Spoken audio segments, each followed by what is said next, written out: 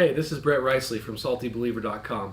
This is part 2 of a video that is about the Concentric Circles of Concern by Oscar Thompson. So if you haven't watched the first video, go back and watch that one. That way this one will make a little bit more sense. But in the first video we looked at how do I know who I should talk to in terms of sharing my faith and sharing the gospel and doing personal evangelism.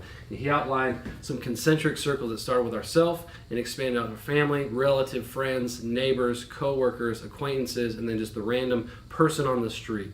And so if you can imagine that circle that we looked at in video 1 fits right here in the middle.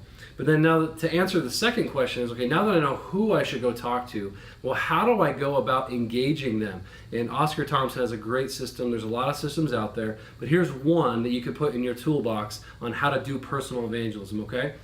He starts with get right. And what he means by that is to abide in Christ, to get right with your relationship with Jesus, be spending time in prayer, be spending time in the world, just be a person who is following Jesus faithfully, hearing from the Lord and trying to do what he says. From there, he says, survey. Who is God putting in my life? Who is he intersecting my path with today? Maybe there's some divine opportunities at work, in my neighborhood, or in my family that maybe I need to have my eyes open to. So be looking for opportunities is what he talks about. And from there, as you see opportunities, begin to pray.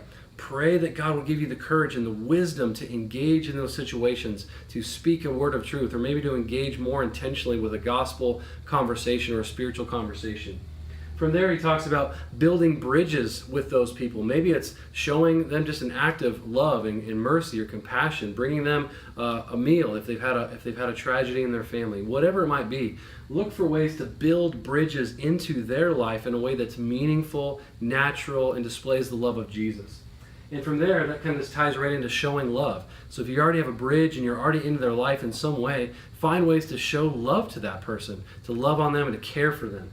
From there, obviously you're praying throughout this whole thing, but then from there, we're praying that God would save them, and as God does that, then you get to make disciples. You get to disciple that person, to walk with them and to show them what it means to follow Jesus.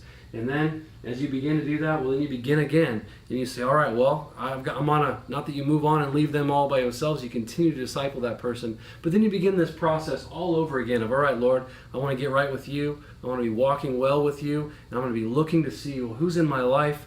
I'm going to pray for opportunities. I'm going to build bridges. I'm going to show love, make disciples. And this is kind of an ongoing process for the rest of your life in terms of personal evangelism. So this is a very brief overview of Oscar Thompson's book, The Concentric Circles of Concern. But I'd highly encourage you, if you're looking for ways to make disciples and you want to study more, this is a great book to get you started.